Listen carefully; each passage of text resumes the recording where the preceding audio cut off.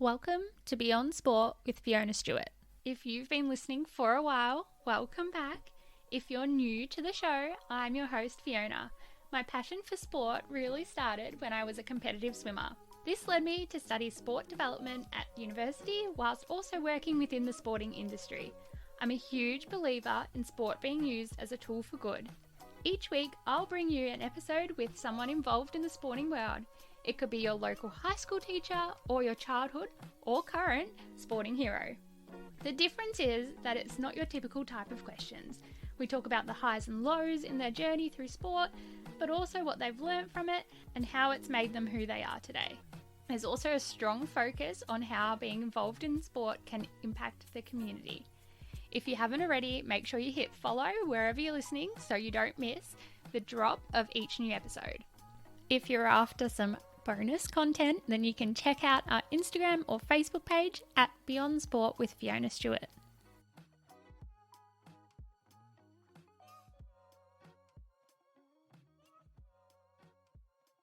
In this episode, we are joined by Mitch James, a former competitive swimmer who found a love for lifesaving, in particular inflatable rescue boat racing. Mitch and I swam at neighbouring clubs once upon a time. However, our paths didn't cross until this year now that we are working together at Lifesaving Victoria.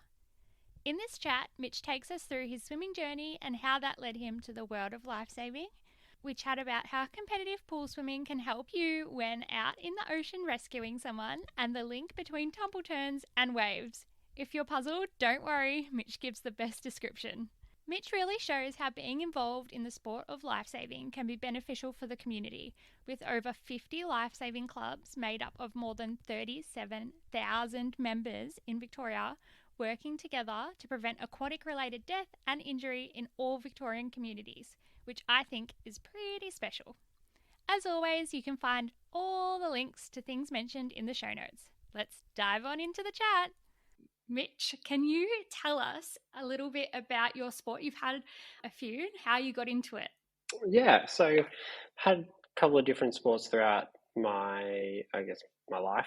Probably the main two that I'll be speaking about is probably my swimming career, my short swimming career in some cases, but also another sport that I love passionately which is IRB racing or inflatable rescue boat racing, which is part of surf lifesaving and the lifesaving movement, which I'm heavily involved in.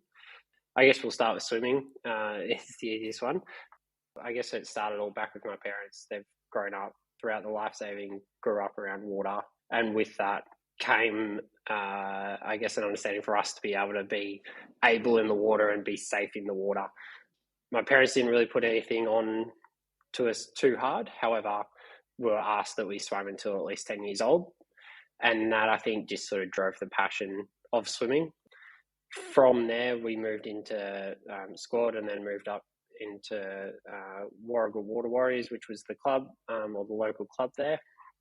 And then eventually went into Casey Tiger Sharks and started swimming there, but then actually went back to Warrigal for probably the last 2 seasons, I would say, before I finished up. Same sort of thing with lifesaving, I guess. I sort of finished up swimming due to an injury, which I'll talk about later. And at first I didn't want to do it.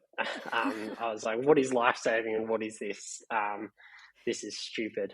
Did not like it one bit. And I think mum and dad dragged me down for another session or two and was like, oh, come back, keep trying it. And eventually I think found some good friends around it and stayed heavily engaged. And then I was, before you know it, I was patrolling on a beach and spending a lot of time.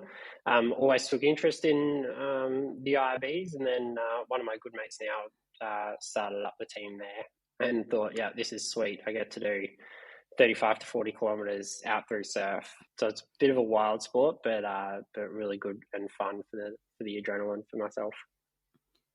Yeah, well, for those who don't know, like you'd think, oh, surf lifesaving or lifesaving, it's just the swimming, the boards, and the running along the beach. But you forget about the other aspects to it. So what was it, I guess, like about the boats? Was it that adrenaline that you were like, this is what I want? Yeah, definitely. I guess growing up, I was always a bit of a risk taker, I guess. So grew up on motorbikes, grew up on where's the tree that I can climb up or jump out of, whatever it might have been. I think IBs just took a liking to that side of me, and heard about IB racing and really fell in love with it. How do you get involved in that? Because I know, it goes up. Does it even go to an international level? I know there was Aussies earlier in the year, but how does one get involved in IRB racing? Yeah, really good question. So to start off, you need to be a part of a club, obviously, and there's a couple of baseline awards or qualifications that you need to hold, and then there's a bit of training requirements. So you've got to be able to complete 20 hours per season in a boat and specifically doing IRB racing. That's from a safety point of view. And then you can work into joining a team and getting involved. But to your point, back then, I think 2 years ago, 2018, Australia sent a world IRB crew only to Adelaide because it was in Australia. However, they won that event. So we're very strong within our racing there. That's really cool. And you wouldn't even think, I didn't even know it was really a sport. Even, my first month at Lifesaving Victoria, I had no idea until everyone was talking about Aussies. And I was like, wait, what? You race the boats? Yeah, definitely. So the whole meaning around it would be, it's all based on simulated rescues. So, and with that, as a driver, as a crew, you get to learn the limitations of the vessel, and ultimately that transforms back into how you patrol the beach and how you save someone. You've got those skills. You know the limitation of the craft that you're in to be able to go out and get that person and bring them back safely. I will touch on that a little bit later in the podcast, but that is a good thing to remember in terms of the reason behind it. Now, if we go to swimming, what was it about swimming, other than the fact that your parents forced you until you were 10? What was it about swimming that you really loved? Yeah, I'll use force pretty lightly just because I think Mum and Dad will pull me up on it. But there was definitely a bit of an enjoyment piece there as well. I guess with swimming, from a competition side, really enjoyed that, being made to be able to put your best foot forward every weekend or chasing those certain times. I think I really enjoyed. There was another social aspect to that as well, where I met like-minded people who are my age, not only just from my school, but also multiple schools around the area as well. So that really translated to, if we rocked up at an event together, and not a swimming event, but maybe an inter-school event, that I was knowing so many other people just through the sport, and then eventually grew to a sort of a Gippsland-based friendship group, I would say, which was really important at that time of age, I would say. Yeah, and I guess looking from the country or the regional perspective, I grew up metro, so I kind of maybe took it for granted at how big our club was and how many clubs were close by. But in that country point of view, there would have maybe only been a handful of people in your age just in the, in the whole region. So yeah, having that social aspect is really, really huge. Yeah, definitely. I think, trying to put my memory cap back on now, but we had, it was probably about 10 to 15 people sort of my age, and we were a pretty decent club. We were pretty substantial in terms of size. But yeah, in terms of competition point of view, I think that was maybe 6-7 heats of 8 lanes, which isn't a lot of people. And then you eventually come up into the big smoke, is what I refer to it, and you're swimming state championships, and you've got 31 heats of 50-meter freestyle. It's completely different world. It is, but even from a metro point of view, it is still a different point of world when you go up to the state champs. In terms of, you mentioned you were stopped swimming because of an injury. So can you walk us through some significant moments throughout your sporting journey, and I guess we'll find out how they shaped who you are today? Yeah, probably with the swimming, and I guess that was sort of later on. I think I was trying to have a think. I think I was about 14, 15 maybe, and Yeah, definitely was a showstopper for me. It was I can't even. I think we were at some inter-club building, and it was this fun races sort of thing. So I think I was doing a 100-meter IM essentially. The first lap, 25 fly, and I got down to the end of the flags. So 2 strokes left, if that, and I just felt I threw my arms over coming over, and just instant pain in my right shoulder, and was beside us within the shoulder socket, which then turned into it inflamed, and then had to take the bench for the next sort of 6 to 8 months. Tried to re-strengthen it. Tried to go back to swimming, jumped back in the pool for 1 or 2 sessions, but then I think I quickly realised of those last 6 to 8 months how much more time I had in my life, and then sort of decided to give it up then, and then shortly after that's when the life-saving call came. Was pretty close to that. It's interesting that like swimmers do shoulders so often, because that's what made me stop the first time. Did you like get stuck with the kickboard pretty much for those months? Yeah, well, pretty much towards the start, I couldn't even hold my arms out. So it was kicking on the back, with your hands by your side. hands by my side, or one arm out, one arm freestyle, or one arm flight, whatever it sort of needed to be. And then eventually, as I got more rotation and more movement, then started putting actual strokes together, I would say. But yeah, and that quickly changed. Obviously, the passion and the goals changed there, and then the focus went into life-saving, I guess, and there was probably some memorable moments there as well. Yeah, so take us through some of the life-saving moments. So highs, lows.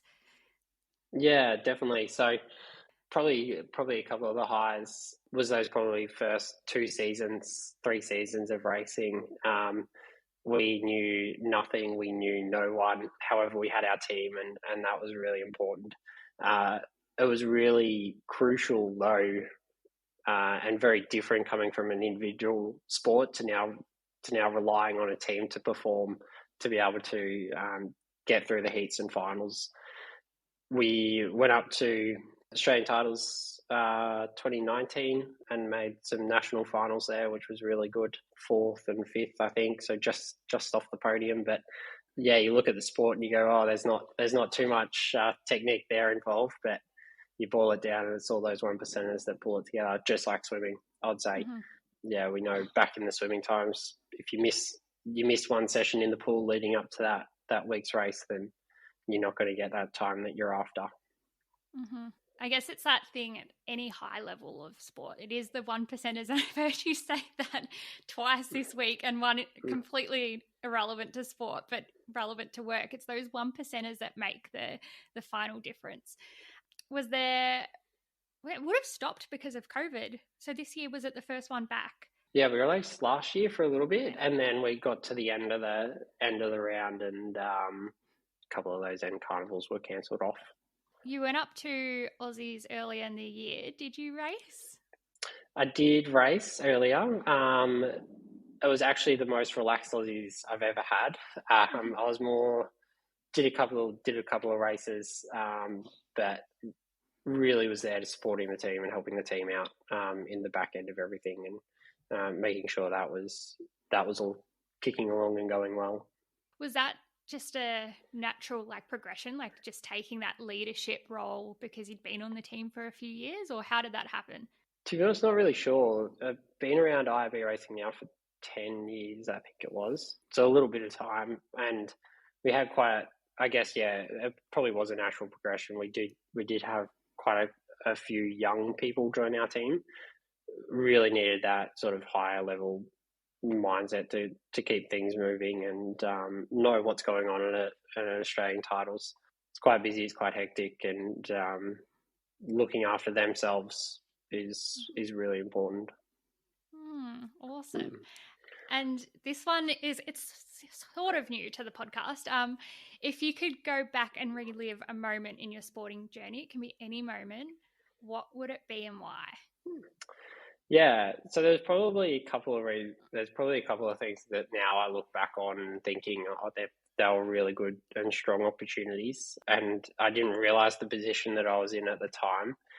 Back in swimming, or back to swimming, I guess there was a couple of really significant times in Gippsland championships and country championships as well, where I was really swimming really well. And I think I just finished up from the Tiger Sharks team, back swimming for Warragul at that time. So taking everything that I learned from Tiger Sharks and as we know, Ben Hiddleston there taught me quite a bit some there. Good ones, yeah. Yeah, and I think one of my final Gippy titles was probably swimming alongside Bowen Goff, who now on the comms game team, and we were really good mates back then. So it's really good to see what he's doing now. But yeah, just those small times and standing behind the blocks with some of the best mates about to knuckle it down out in the pool. That was really big piece there.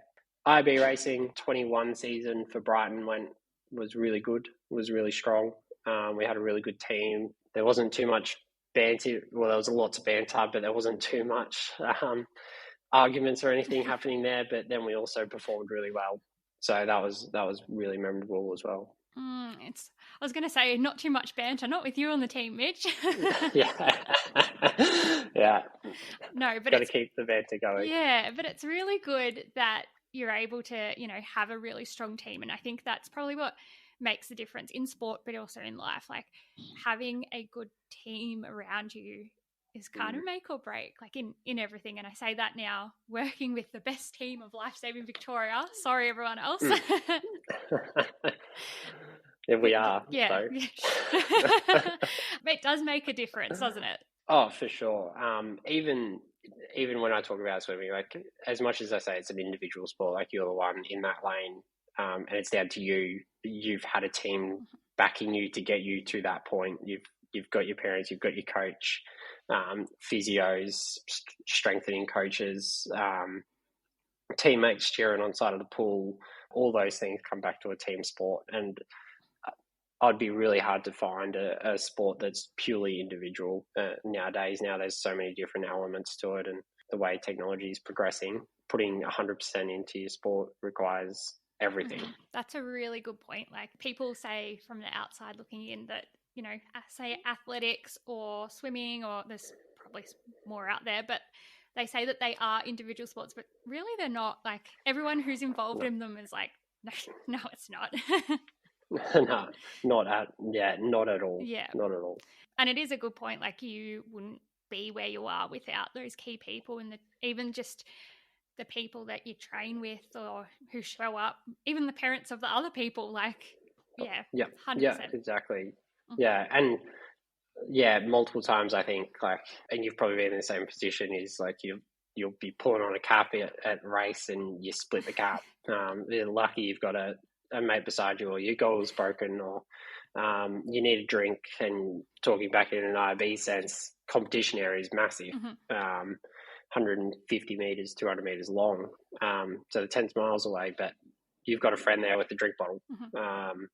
So just those little things, and I'll say it again, those 1%ers, it all adds up, and it all changes on the way you perform. Yeah. Did you ever have like someone throw a cap like at you from like the MSAC stands?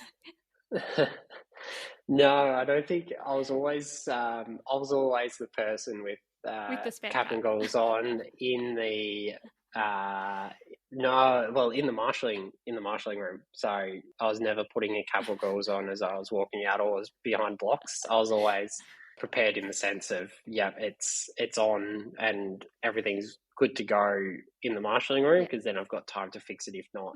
I remember, actually, I think it was Bowen. He didn't realise when our race was, and he pulled off his towel behind the blocks, and he realised he still had his normal warm-up bathers on. Didn't have his race bathers on. Anyway, I think he did a quick towel change behind the blocks and managed to get up and onto the blocks just in time, I think. But that was quite a memorable moment there, and I was like, if there's anything that, and I guess swinging this back around into a learning sense, is of how how disciplined I was and how disciplined that has taught me throughout my life now of what swimming did. Really super important to always have a full drink bottle, always be in the best condition you are, even thinking like when the alarm goes off at whatever time it was, 5:30 in the morning to get up and go to training, to now, like if you set an alarm, you're getting up at that time. You're not rolling back over and hitting the snooze button. And I think that's a really important thing that's taught me is do those little things and do those 1%ers, because that all adds up, or it all gets you closer to your end goal of what you want to do and who you want to become. I love that. And before, you've kind of answered that question already, but before we go into that, that doesn't surprise me at all. And it's funny when I think even just of our office, the 3 people that are usually there before 8 a.m. we're all swimmers. Like, do you reckon there's something to do that? I've never thought about that. And you're 100% right there. Even, and just, never thought about that. But it comes back down to your training, like training now. I've got a half marathon in a couple of weeks that I'm running, and last night I was out for a run, and I think I got to about 7K, and I was like, nah. And like my brain was like, or my body was definitely telling me, no, you can stop now. But I was like, no, I need to do 10, and I came out here to do 10, and now I need to do 10. Keep pushing, and same with swimming. And back in swimming, if you did a race set too short, or if you cut the corners there, you got to see that on the race day. So definitely the discipline I think swimming taught me was massive. Yeah. And then I guess if we do speak about life-saving, the skills that I've learned within the craft of IB racing and driving and crewing an inflatable rescue boat has now transferred to being more comfortable in bigger surf or more interesting conditions in terms of helping someone else and saving somebody else's life. It doesn't even need to be within an IB either. It could be me swimming with a tube or me paddling a board. Everything that I've learned from swimming in terms of how to grab the water, catch the water, to now being able to, hold myself and hold my own in the water is really rewarding, I think. And I'm glad I did it. And I always say, even being, a swimming coach and a learn to swim teacher for so many years, I was like, oh, swimming is the most amazing skill because it can literally, save your own life. But you've just brought it into a pretty special context where you're using like the skills you learned in swimming as to how to hold the water and how to, read the water or move through the water.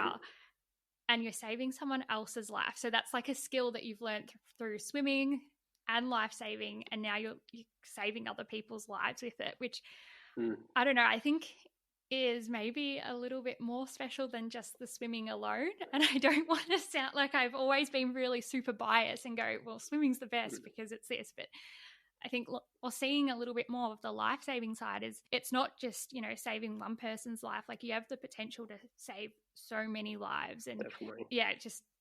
It's a little bit crazy. Yeah, definitely. And I always say that there's no better feeling than saving somebody else's life. Either if that's you getting to them and it's the moment of their relief and it's in their eyes that, all right, I'm actually going to get through this one now, or getting them back to shore or helping them. And in some cases, bringing them back to life is massive. And that's something that I believe that I'm very humble about and just go on with it. However, to them, it's the world. So, and extending from that, you do some work with Ambulance Victoria. So was some of the skills you learned in life-saving, has that like transferred over to your work with Ambulance Victoria? Yeah, definitely. So, ambulance community officer down at Rawson, which is in the Gippsland region. The easiest way to put ourselves is between, if you take a general first aider and a paramedic and you put us in the middle somewhere, and that's our skill set and what we can do. And definitely life-saving gave me the foundation of that, the foundation of basic first aid, basic CPR, and some advanced resuscitation techniques. It's really helped me in that area as well. Yeah, so I guess keeping myself operational in that sense as well. Yeah, no, that's amazing. And you've mentioned a whole list of them, so you can say pass for this. But has there been like a benefit sport has provided you as an individual that's transferred over to other avenues of your life? Yes, I will just say, like, as much as swimming has taught me to be comfortable in the water, yes, there's been times where I've been over my head in terms of water, and you never judge the the water's movement or the water's power, but definitely having that swimming background, being comfortable, even just simple tumble turns, being upside down in water and being disorientated in water. If you get picked up, dumped by a wave, or if you're pushing under a wave, you don't feel as nervous, I guess, in going out in that. By means, we're all not 12 foot tall and indestructible. But I think that's really important, that the comfortability in water and in surf is, yeah, I've got swimming to thank for that. Oh, I never thought of it from the tumble turn aspect and, getting flipped by a wave, because that's one thing that's like my biggest fear, but I'm fine with tumble turns. So it's literally just Turns. ride with it and then pop back up. I didn't Yep. even think of that. Yeah. Or even being right at your end of your breath, or being right at, like, you've drawn everything out of your lungs and you just need to hold it on for that little bit more and put in that little bit more energy. And I think of that of you've done your tumble, like you've raced as hard as you can for your 50 meters in your tumble turning. You've got to work your underwater leg, because that's the most important thing, but you're drained of oxygen. This is exactly that. You're going under a wave and you're absolutely gassed. You got nothing in the tank, and now you've got to perform and get back up, get your breath back before that next wave comes. It's that I once had a swim teacher say that to me, and I was really little. And they said, when you think you're done, you're never done. There's always that extra bit in the tank that you don't know about. And yeah, exactly. that is exactly what you've just said. And competitive swimming, I didn't know it learned to swim, but competitive swimming does teach you that. It's like, well, you might think your lungs are empty, but you're still good to go for another 3 seconds. Yeah, exactly. Just that mentality of knowing that you've got that little bit more there. And yeah, I look at and listen to a couple of Navy SEALs, especially over in the US, and what those guys do and what those guys go through water, like expelling all their air out. And not that I'm saying that I'm going to be a fit for it, but by all means, I think there's some grain there, I think. Yeah, did you ever? I remember one time we did the Navy SEAL test. We had to do it with fins on, where they, I think, did 75 meters underwater or something. And like things like that, it was a challenge. I do not recommend any kid doing that. Hypoxic training is bad. Don't do it. But don't do it. Back when I was a teenager, like that's a challenge that we did. That was crazy. But it wasn't also, yeah, I do remember one particular session where it was now very frowned upon, hypoxia training, which was all right, you're doing 12, 50, 100 meter underwater. And I'm not sure what the science was behind it, but yeah, as you said, definitely don't do it now. But yeah, it was very different. It is different now. It's interesting how like things evolve. We do not recommend it under any circumstance, just making it very clear. Please do not. Is there a lesson that you've learned along the way that you'd maybe want to share either to someone who was a swimmer and is maybe like losing their passion for it, or is looking into getting to lifesaving, or anyone in general? Yeah, so I think build yourself and put people around you who are going to support you and help you get to your passion. I think I said it earlier, teamwork there's no individual sport out there anymore. And if you are losing passion, I would probably say look at another club, look at another friendship group, and go do it under them and meet more people that way. I was listening to, there was another, I think he was an admiral or someone, again in the US Army. I don't mean to bring up so many references back to the US Army, but I think he was saying that you need a group to, I guess, move a mountain. You're not just the person there. And it was a really good speech. And I can't remember it, but I recommend everyone to look it up. If you type in Admiral US speech. I think it was a graduation speech over there, but really, really beneficial. I might find it and link it in the show notes, or maybe we can make you find it, Mitch. Yeah. No, it probably sounds a bit better.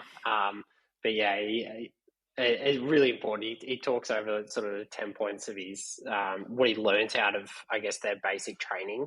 And I think the first one was get up and make your bed. And what does that teach you? And that teaches you, well, you've gotten up, first of all, so well done for getting up. Now you're prepared to attack the day. Second, you've completed a task, which is it's a simple task, but it's a rewarding task of making your bed, and that will teach you to go maybe out to the kitchen and go, all right, I've made my bed. Well, I might as well make myself breakfast instead of buying breakfast. And then you come into work and you're like, all right, well, now I've made breakfast.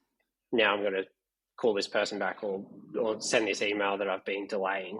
So really attacking pathways that way, but really beneficial learnings there. And a couple of those points really stuck with me. Yeah, I'll see if I can find it and I might check it with you and then we'll link it. Because little things like that do make the difference. And sometimes when you are, I guess, a little bit lower in motivation, seeing or hearing something like that could just pull you out of the slump. It's the thing that you needed. Yeah, definitely. And I think he does a really good job of it. Yeah. I'll make sure we find it. It's our mission for the rest of the week. Yeah.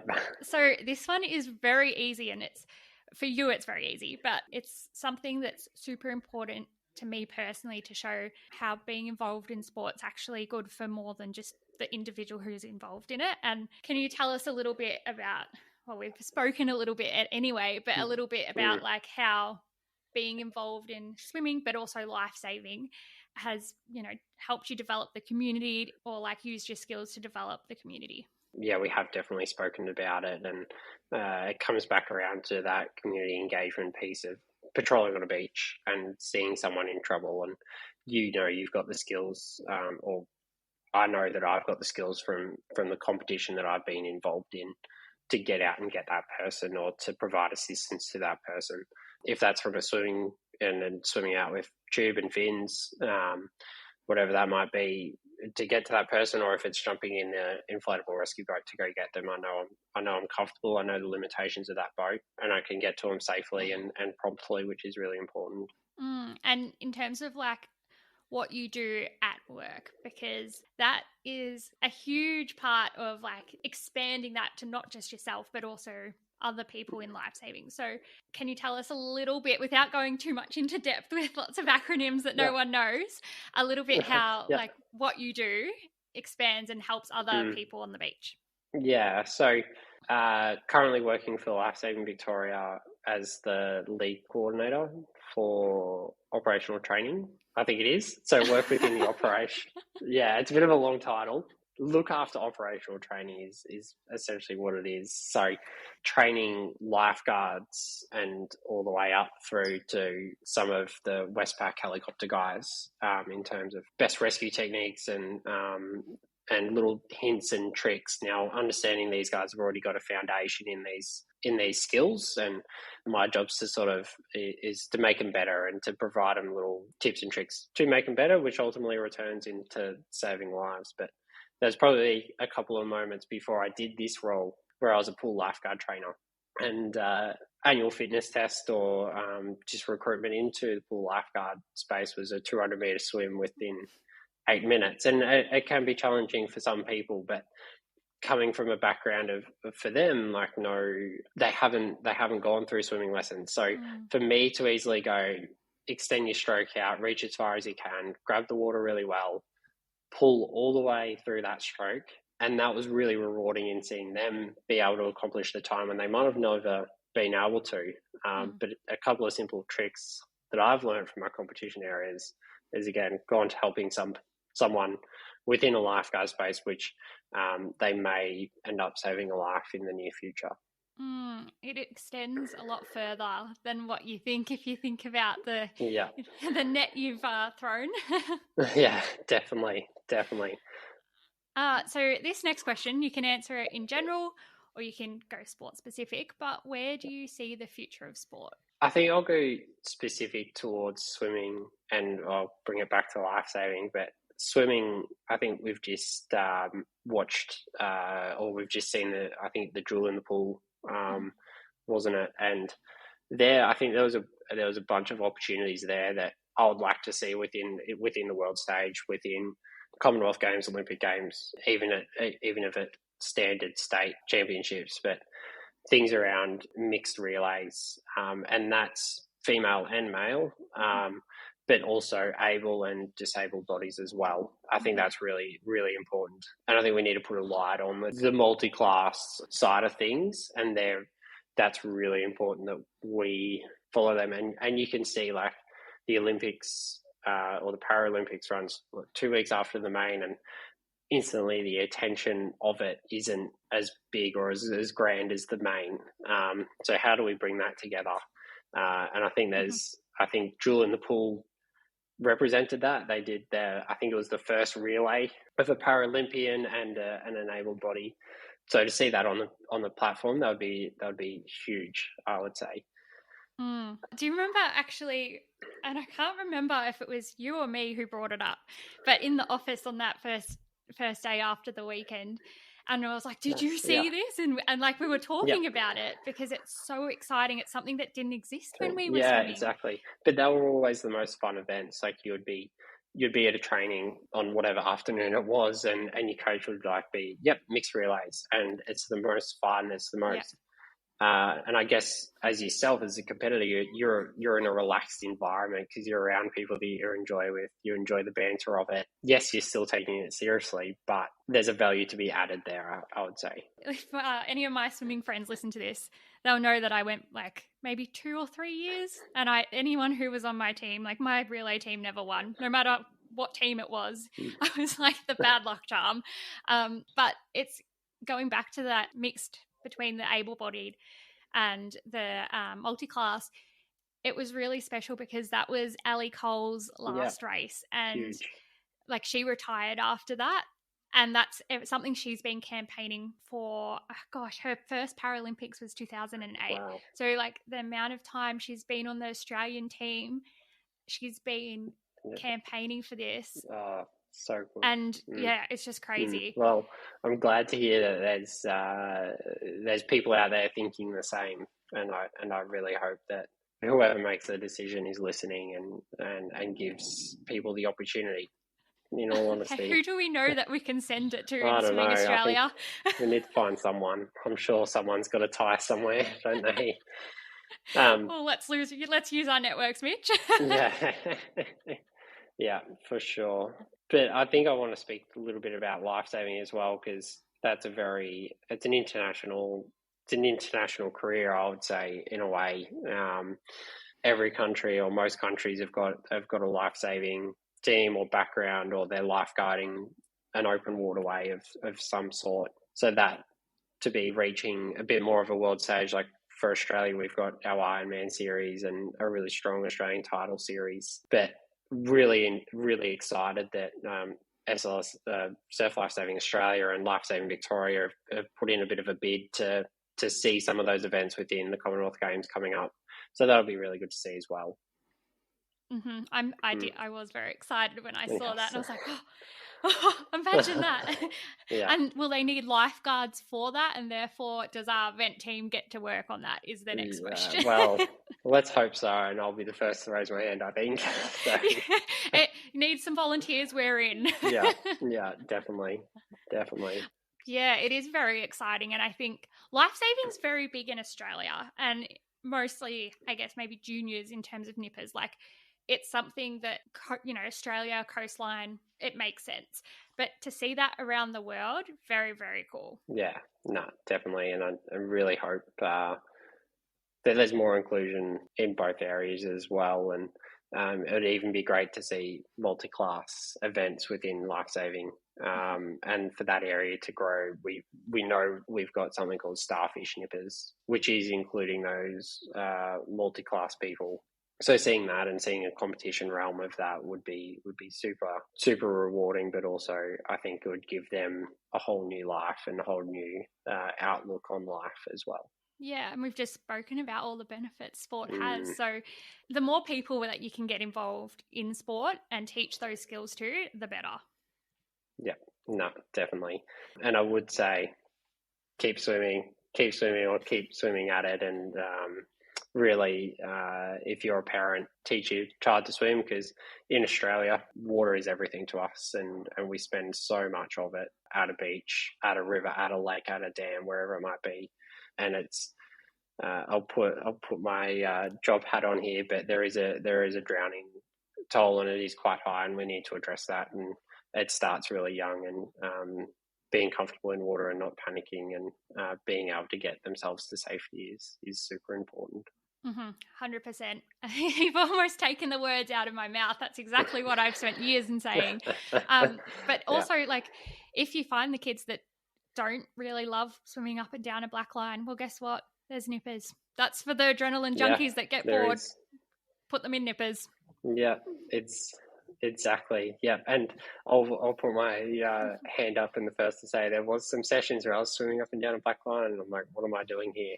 But now I get to swim out as a training session and catch a wave in, for instance. So it just adds a little bit more of a dimension to it. Yeah. Well, Mitch, thank you for coming on. I know I didn't have to nag too hard, but I really, really appreciate it. No, thank you, and thank you for having me, and what an opportunity it was. No, thank you for sharing the inner workings of lifesaving with us, and IRB racing and swimming as well. Yeah, we'll look to recruit for IRB racing. Well, there we go. Any contacts, DM me, and we'll get you on to Mitch. Beautiful. More than happy. Thank you for listening to this episode of Beyond Sport with Fiona Stewart. This is a completely independent podcast that has been created to share the journey and lessons of top-level sporting professionals, but also your everyday lover of sport. If you liked this podcast, I'd really appreciate if you could leave a review and share it with someone who you think would also enjoy it. Until next time.